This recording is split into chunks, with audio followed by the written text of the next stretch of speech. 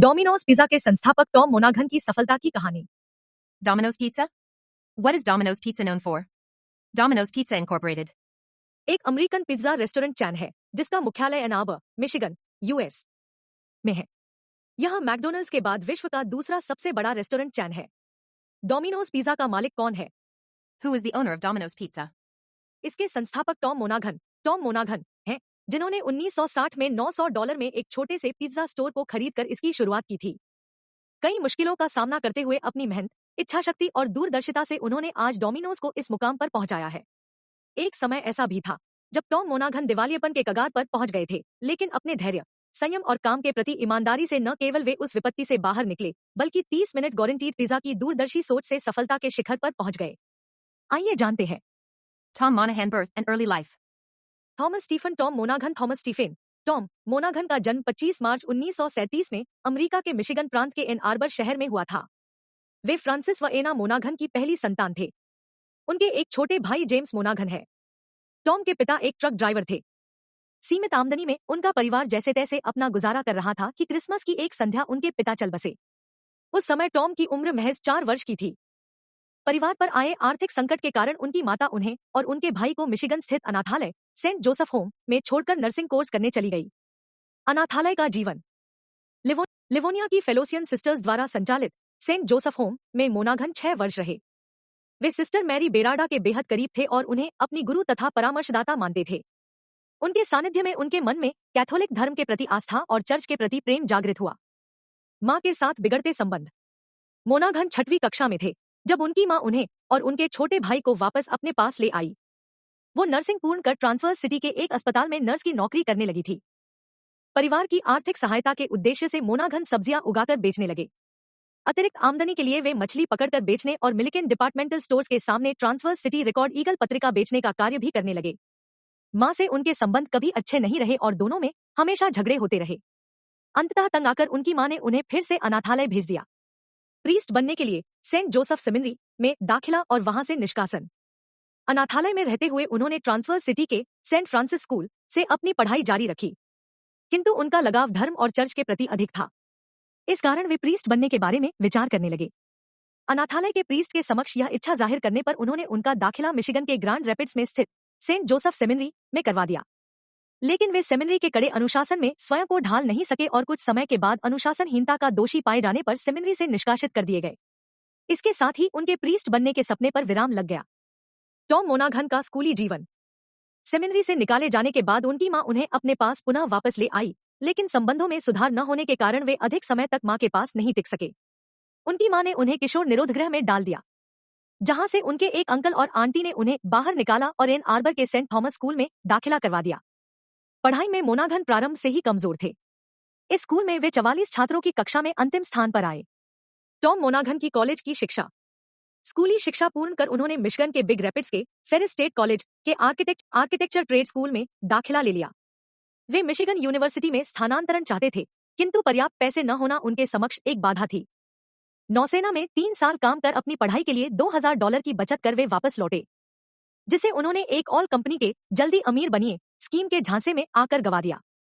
पुनः छोटे मोटे काम करके पैसों की व्यवस्था कर उन्होंने यूनिवर्सिटी में दाखिला लिया, पर वे वहां मात्र 3 सप्ताह ही गुजार पाए। Domino's Pizza. History of Domino's Pizza. 1960 में मोनाघन के छोटे भाई जेम्स को पता चला कि मिशिगन के यप्सिलांती शहर के डोमोनिक दीवात्री नामक एक व्यक्ति अपना पिज्जा स्टोर बेचना चाहता है। दोनों भाइयों ने $900 में वह पिज्जा स्टोर खरीदा और पिज्जा व्यवसाय प्रारंभ किया। फैक्ट्री के 2 बेरोजगार कर्मचारियों को पिज्जा डिलीवरी के लिए रखा गया। जेम्स उस समय पोस्ट ऑफिस की नौकरी कर रहे थे। नौकरी के कारण उनके लिए व्यवसाय को पूर्ण समय देना मुश्किल होने लगा। इसलिए 8 माह बाद ही जेम्स अपना आधा व्यवसाय मोनाघन को बेचकर पोस्ट ऑफिस की नौकरी में लौट गए। मोनाघन ने व्यवसाय जारी रखा। धीरे धीरे उन्हें उस कार्य में आनंद आने लगा था और उन्होंने आजीवन वह कार्य करने का मन बना लिया। नए भागीदार के रूप में जिम गिलमोर को उन्होंने व्यवसाय में शामिल किया। प्रारंभिक सफलता उन्हें शीघ्र ही प्राप्त हो गई। 1 वर्ष भीतर ही उन्होंने यप्सिलांती में अपना दूसरा पिज्जा स्टोर खोल लिया और उसके 1 वर्ष के बाद यूनिवर्सिटी ऑफ मिशिगन में तीसरा स्टोर पिज्जा किंग खोल लिया। अधिकांश काम मोनाघन स्वयं किया करते थे, इसलिए उन्होंने जिम गिलमोर को एक पिज्जा स्टोर देकर भागीदारी से मुक्त कर दिया और व्यवसाय का पूर्ण स्वामित्व अपने हाथ में ले लिया। पूर्ण स्वामित्व की अपनी पिज्जा कंपनी का नाम उन्होंने डोमिनोज रखा और कंपनी का लोगो भी तैयार करवाया। लोगों में 3 सफेद डॉट दिखाए गए थे, जो उस समय के डोमिनोज के 3 स्टोर्स को दर्शाते थे। कंपनी का यह लोगो स्थायी रहा। Domino's Pizza Home Delivery. मोनाघन सबसे बढ़िया व स्वादिष्ट पिज्जा लोगों को उपलब्ध करवाना चाहते थे। गुणवत्ता उनकी पहली प्राथमिकता थी, जिसे बनाए रखने के लिए उन्होंने पूरी तरह से पिज्जा पर ही ध्यान केंद्रित कर लिया और अपने मेन्यू में से अन्य सभी आइटम हटा दिए। उस समय अमरीकी समाज की जीवन शैली परिवर्तन के दौर से गुजर रही थी। मोनाघन ने तुरंत भांप लिया कि ऐसे परिवार जिसमें पति पत्नी दोनों काम करते हैं और जिनके पास बाहर जाकर खाने के समय की कमी है, उनके लिए पिज्जा की घर पहुंच सेवा, होम डिलीवरी, लाभकारी होगी। उन्होंने एक ऐसा इंसुलेटेड पिज्जा बॉक्स तैयार करवाया, जिसमें न केवल पिज्जा लंबे समय तक गर्म रह सके, बल्कि वह कई पिज्जा बॉक्स का वजन भी सह सके और पिज्जा की होम डिलीवरी की शुरुआत कर दी।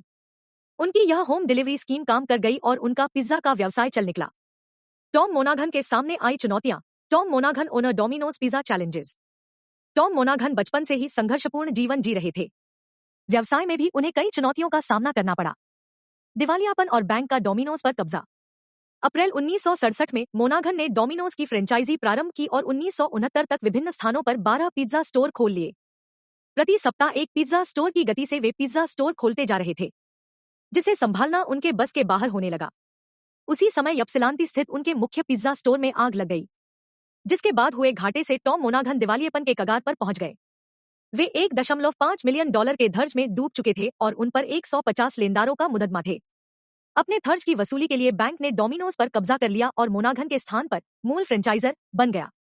अब सारी फ्रेंचाइजी की रॉयल्टी राशि बैंक को जाने लगी। अपनी ही कंपनी में नौकरी करना। बैंक डोमिनोज को बेच देना चाहते थे, लेकिन कोई खरीदार इसे खरीदने को तैयार नहीं था।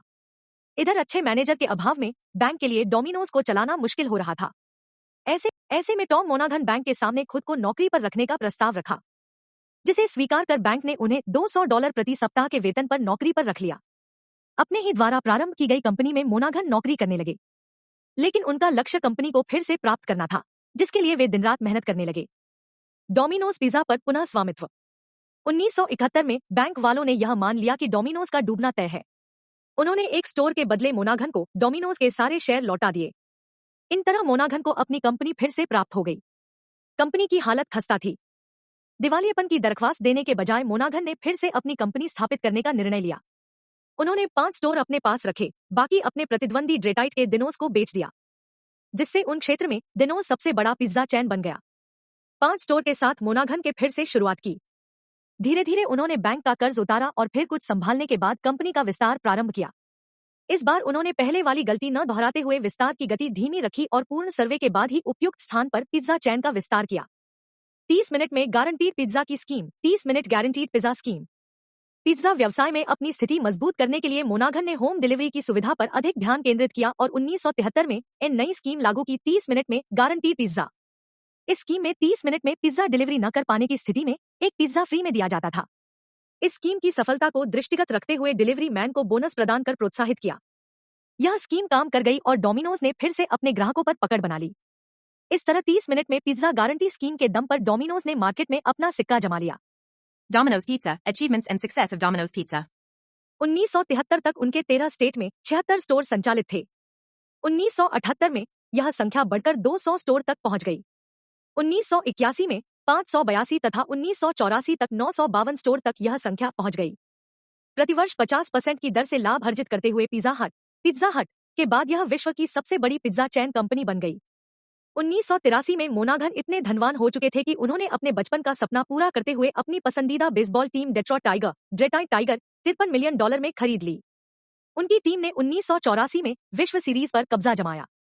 1989 में उन्होंने डोमिनोज की प्रेसिडेंसी पूर्व vice president P. David block को सौंप दी और स्वयं कंपनी के CEO बने रहे। 1992 में उन्होंने अपनी बेसबॉल टीम भी अपने एक प्रतिद्वंदी एलिज को बेच दी और अपना अधिकांश समय चर्च संबंधी गतिविधियों में लगाने लगे। इस तरह एक कम पढ़ा लिखा व्यक्ति अपनी मेहनत, इच्छा शक्ति और दूरदृष्टि के बलबूते एक छोटे से पिज्जा स्टोर को विश्व की दूसरी बड़ी पिज्जा चैन बनाने में सफल हुआ। Domino's Pizza outlets worldwide. आज कंपनी के विश्व के 90 देशों में 19,500 आउटलेट्स हैं, जिनमें से 6,994 आउटलेट्स अकेले अमेरिका में हैं। Domino's Pizza outlets in India.